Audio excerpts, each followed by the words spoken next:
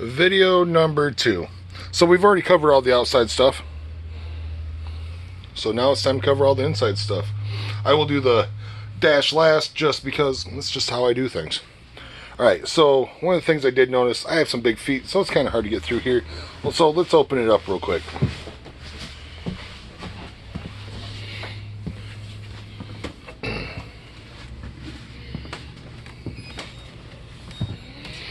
Alright, to open it up, you have slide 1, slide 2.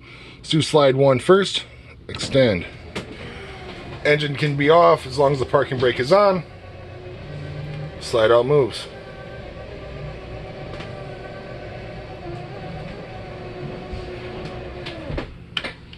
Slide 2. Extend.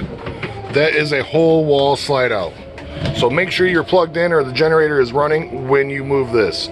It does take a lot of amperage. Alright. That opened it up just a little bit. I'm joking, it's a lot. Alright, we'll get back to that control panel. Just a second. Alright, we'll cover the bed first.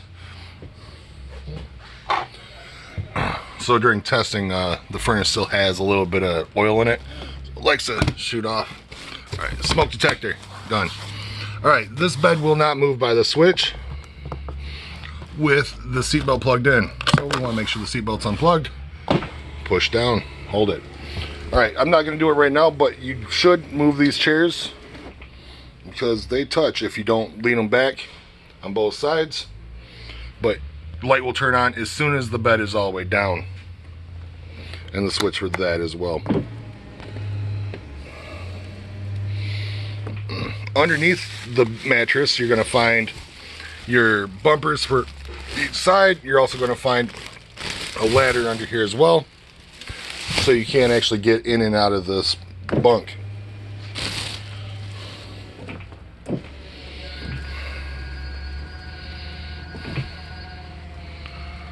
We'll back up. Once it's all the way up, just buckle it back up. Alright, it's got a televator in this one. This is kind of fun. I like this. Up and down.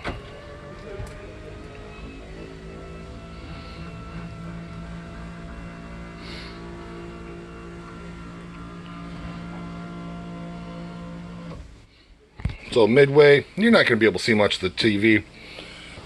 Fireplace on this. It is a 110 fireplace, so either generator or the coach will have to be plugged in. There are switches down here. Not that you can see them very well, but that's what's going to control it. There's also a remote. Yeah, you have power, time, light, fire, and then heat. Right now it is pushing off heat, so turn it off. You're going to notice the fan runs a little while after the fact, just because it likes to release the rest of the heat. Tabletop on this one. Wrench for your water filter. And your water filter, as well as your remotes. The tabletop on this one, just grab the front of it and lift up, pull forward or pull towards you, and it will drop down. You'll have to move the cushions first, but that's basically how this one works. You have night and day shade blinds in here. Day shade blinds, that was fun. Let's try that again. Night and day shades.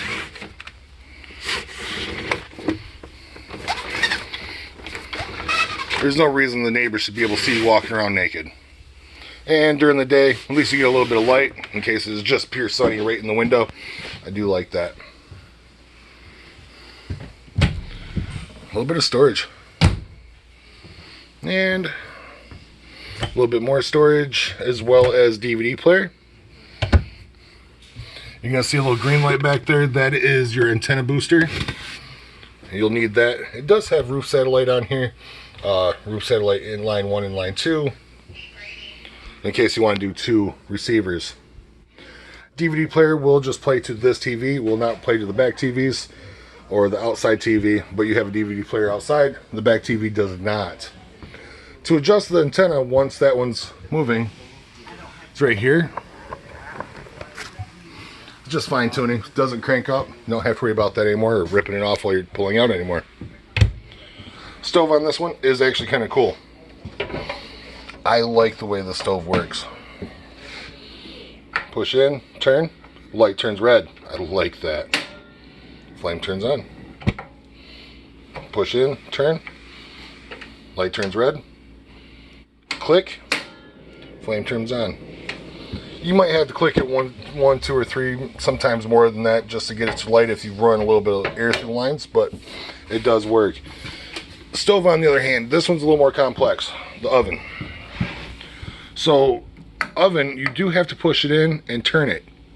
So the light turned red, it says light. You still have to hold this in. While you're holding this in, I cannot do this one-handed, so I will not try.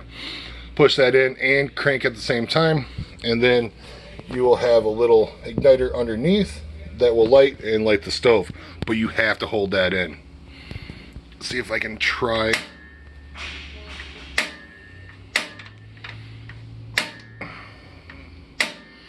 And one thing I have noticed about these Furrion ovens is it does take a little bit of patience to get to that point of lighting it.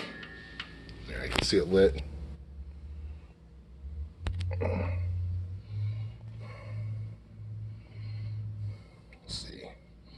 Let's see it lit. Turn off the light. There it is. See a little bit of flame there.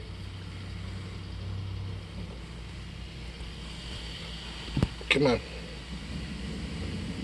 There you are.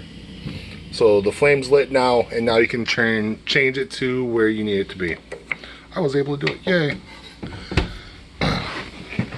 Microwave on this one. It is not a convection microwave. It is not anything extraordinary. It is just a regular microwave, except for it is over the range.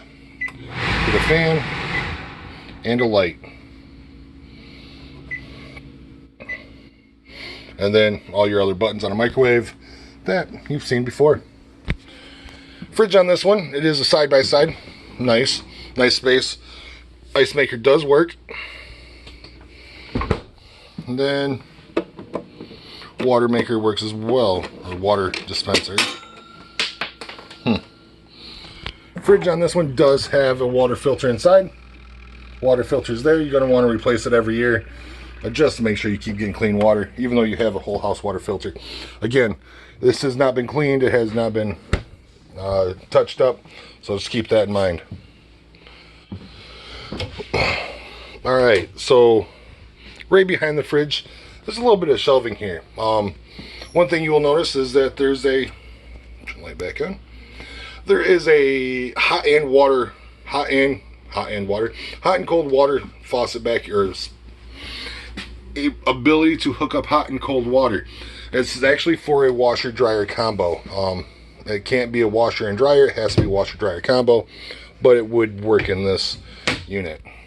A little bit of storage, some place to put towels. Then his and hers closet. Hose right there is actually for your antifreeze, so you can suck antifreeze from a jug into the system. And then TV on this one. Great storage behind it, in case you want to hide your guns or whatever else you might put in there. I'm not saying you like guns, I'm saying you could put a gun back there.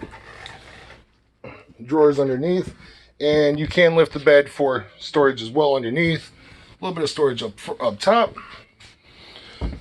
Top of a little blue light. Okay, so switch is there. Push and hold it, and it's going to give you more light. So if you like to read a book before you go to bed, that is perfect. You'll see a switch in here for that. Thermostat, this one is only going to be for your air conditioner. It's going to be for the rear air conditioner, not the front air conditioner. But that's all it's going to control here. Let's push the center button until you see what you see fit to use at that time. You are going to see heat, but the heat is for a heat pump in the air conditioner. Air conditioner heat pump, it just uses the AC. Big thing with that is if it's below 45 degrees Fahrenheit outside, it will not work. You're going to be like, it's still cold. You're going to call me. You're going to complain. But it's okay. I mean, if you have questions, that's awesome. But If it's below 45 degrees Fahrenheit, they do not work very well. Stick with your gas furnace or your fireplace in order to get those to work for you. Some more switches. I do like the accent lighting. Another thermostat. This one does run off, right below there. It does run off, run your furnace as well, so you can just go through the same series. You're going to see furnace. That's awesome. All right, we covered the slides. Tank heaters. Tank heaters on this one, they work to a point. They're still limited. They're a 12 volt system, so they're not a high voltage. They keep the tanks warm. It's pretty much for when if you're in Michigan, you're like, hey, let's go to Florida, and it's February. I mean, today we're getting another, I don't know, 4 to 6 inches of snow. So, I mean, during this time of month, or time of year, get to Florida, right? Turn it on, and it will keep your tanks warm. Just not if they're full. It's a little limited. That's all I can really say about that one. But it is limited. Water pump switch. Water heater switch. Okay, so you have the water heater outside, the switch on the back of the coach. That's actually below the bed. You also have a switch inside to turn on the water heater. And funny enough, in the bathroom there is another switch. So as soon as I'm already moving to it, I'll do it anyway. So to turn it on, you will have to turn on the switch on the main panel. Turns it on. It says 120 degrees Fahrenheit. I don't have water hooked to the system right now, so, but you can adjust it. 121. You can change it from Fahrenheit to Celsius. Okay, big thing with this thing. I get a lot of questions on this one. Just because it's a tankless water heater, there's no tank at all. Big question I get is, why does this thing not give me 120 degrees Fahrenheit right away? It's because it's still warming the water as it goes through. You're going to see it jump from 55, 65 degrees Fahrenheit, and then it'll gradually move up as it's able to keep up with the temperature a little more.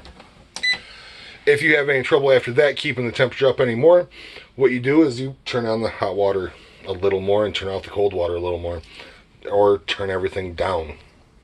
It's one of the big ones. Not a whole lot I can do on that one. It's a good system. I like it. It does keep hot water. It'll keep it 120 degrees. You just have to adjust it a little bit inside with your faucets and everything like that. Bath light, bath fan. Toilet on this one. This is a unique one. Not really unique. Halfway down is going to fill the bowl. All the way down is going to flush the bowl. Alright, let's get back to this panel. Water heater off. Cover the slides. LP. Told you you could actually read the LP from in here. I need the light on though. Alright, LP. Battery's going to read full. We're plugged in. Fresh water tank's empty. Black water tank's empty. Gray water tank is empty. But you'll be able to see them 1/3, 2/3 and full. Alright, we were talking about this earlier. You can start and stop the generator in the coach. Push and hold down, that's going to prime the system in case you ever run the system below a 1/4 tank of fuel. Because if it drops below a 1/4 tank of fuel, the generator will stop. Get a lot of phone calls on that one. Push and hold down just to prime it, and then push and hold up to start it. Right next to it, you're going to see, I wish that wasn't so glary. Alright, so right next to it, you're going to see enable and reset and test. So when this is auto gen start, it only works on voltage, and I will show you where the other control panel for that is. Alright, so push up to enable, and then off is reset, and then you could test it. You don't need to, but enable, reset, turning on and off. It will start your generator if your batteries drop below 11 point, whatever you actually set it at actually. For that, right in the bathroom, straight up, light on. Alright, so this is something you're going to have to play with a little bit, but you can see the knobs, and then you can see the little screw holes in it. You have runtime hours, I think it starts 1, ends at 5 hours, start temperature. Unfortunately, this does not have a HVAC on demand start, so you won't be able to use that one at all. Start volts. I don't like where that's set because it's actually set to off. We're gonna bring it to 11. Oh, that's actually all the way up. 11.5, 11.6 is where I like to see them turn on and off. Because if they don't, they tend to not have enough juice to start the generator. So 11.5, 11.6, your batteries will get up to about 14 on a full charge and drop down, 13 as a full charge as well, but it's still considered full. Anything below 12 is going to be considered drained. Clock, you'll have to set that every time you turn it on, between 8 and 12. So you have the clock, what time it is. As of right now, it is 11:13. So we'll turn it over to 11:13-ish. It's not accurate, but it's 11 o'clock there.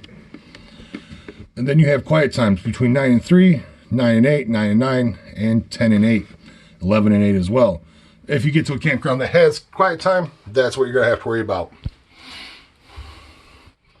But that covers that. If you have any more questions, feel free to call or look into your manual for that.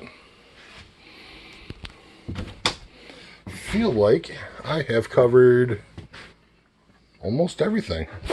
Little bungee cord for the farm door. Sink, microwave. I do like the sinks. I like the way these countertops are. There's a little bit of storage under the dinette. Then these seats. I don't think that's a great idea to put a USB cord right there, but hey, I didn't design it. I just noticed it. A little more storage. All right, we're gonna get into the dashboard and all the amenities up there. And I'm gonna pause the video and I will be right back. And I'm back. I knew I forgot something, but inverter. Inverter on this one is extremely easy to use. You have on and off. Off, on. You can monitor what you have voltage, but off and on. Right now it's not gonna work. You can leave it on all the time, it wouldn't matter. But the only thing you're really going to see here is if you ever change batteries, you want to change some settings, but then you're going to refer to your manual. We'll be on that on and off. And it's only affected when his coach is not plugged in. But anything outside of that switch, you're not going to really have to mess with these, just this one switch. And it's going to be enough to run your TVs. It takes 12 volt power, turns it into 110, so you can run your TVs, a few outlets, and things like that. And your fridge, because that is a residential fridge. So when you're traveling, you want to keep your beer cold, you want to keep your milk cold, you want to keep anything in the freezer cold. Make sure it's on, just so well, again, nobody likes warm beer in America. All right, let's get to the dash.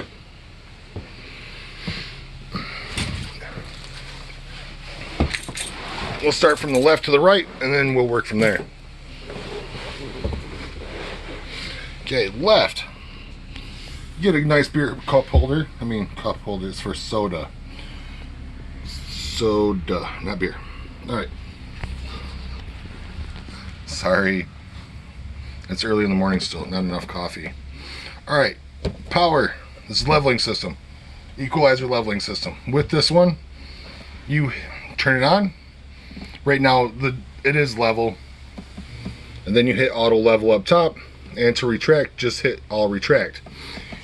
With this coach, level it first and then run out the slides, run in the slides and then retract the slides.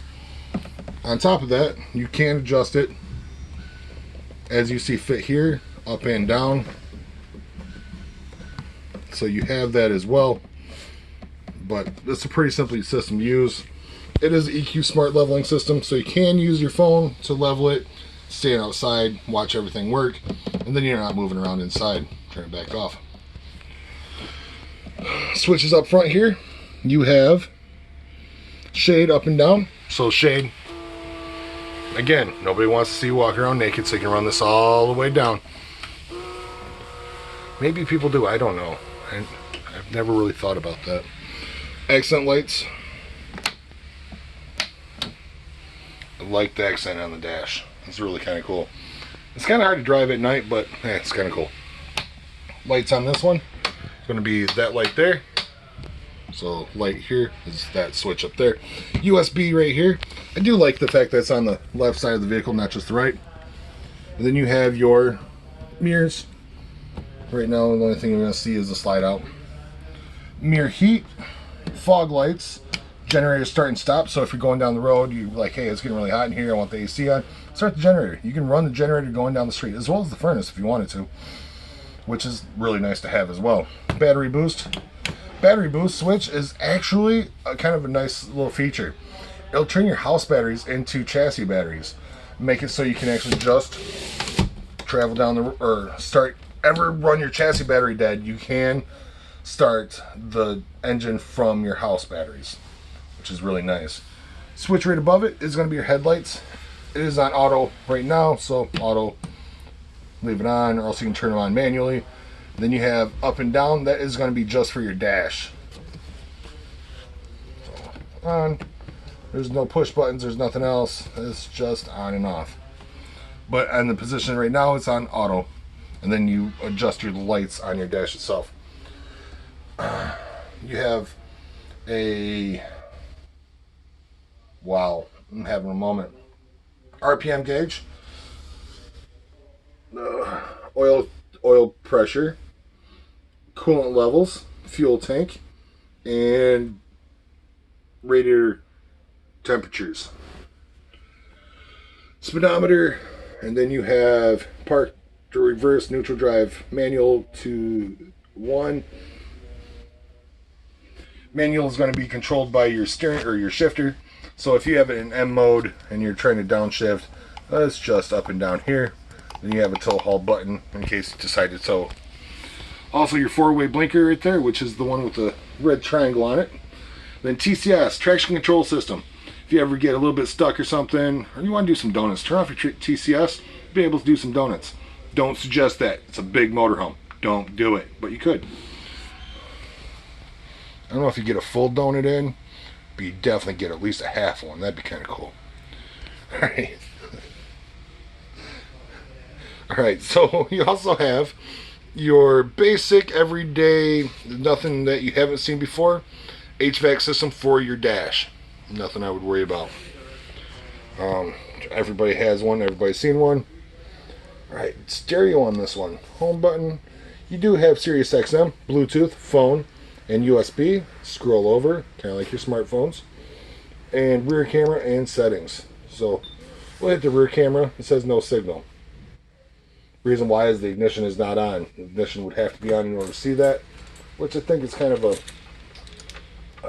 not a great selling point for me, because I'd like to use it as a security feature as well. But hey, I'm just the guy. Turn it back off, just hit home again. It's going to bring you back to the screen. And then tuner, Sirius XM. You'll have to activate that yourself. Bluetooth and then phone. Bluetooth in. You can listen to your radio, Pandora, Spotify, audiobooks, Amazon Music. It doesn't matter. Apple Music, whatever you want to listen to from your phone. There is a little drawer over there, so you can pull it out and actually work over there if you're traveling and you have some office work to do, as well as a plug right next to that and USB port. Alright, and a couple more beer holders. Soda. I gotta quit saying beer. I got in trouble for it once. Alright, soda holders. Cup holders. Yeah, right. Alright, the post for this one is actually up there as well. I missed that because the plastic was in the way, but it is in the bunk above us. It is there. Turning the seats. Alright, you do have power seats. Play with those as you see fit. Then you have this lever here, which is going to spin the seat.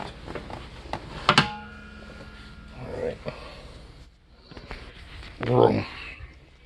Sorry, I wasn't trying to spin you in circles, but covers everything there. Oh, I have to start the vehicle for this. Boom. Alright, make it easier for me. This is going to yell at me all day, so it's going to give me about 20 seconds of beeping. Up front, you'll be able to see how many miles are on it. It says it's 97 miles on this, 562 miles empty. If you're to the floor all day, it's not going to actually make it 562 miles. It's only going to make it like 300.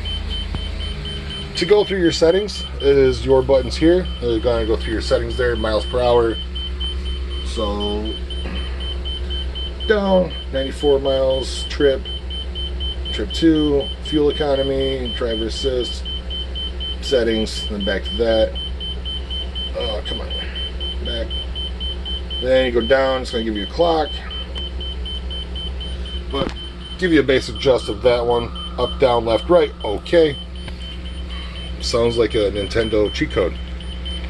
Alright, also your cruise control is going to be here as well. Cruise control on and off, so turn it on. You're going to see it says set at 5.2 miles, or it says set, set, and it's going to help you there. And then push up to set, down to set, resume, and cancel. If you notice, there's a plus and minus on this one. It's kind of nice. So if you're doing 65 miles an hour and you just got a truck or a truck slow in front of you and you just don't have a way to slow down, but you want to keep it on cruise control, push down as many miles an hour as it takes. So each time you push set down, it's going to bring you down 1 mile an hour. So if I push it 2 times, it's going to bring me from 65 to 63 miles per hour. And if I can speed back up again, push it twice, go back up to 65 miles per hour. Use cruise control, and it's going to beep at me all day because the jacks are down. Hopefully I've covered everything that you may have questions on. If not, again, feel free to call, ask questions, even email us before you come. Hopefully this has covered most of your questions. And again, my name's Dave. Ask for me, ask for Trip, ask for Mac. We're all here. We'll all answer questions. And if we don't have answers, we'll find answers for you. All right? Either way, have a great day and happy camping.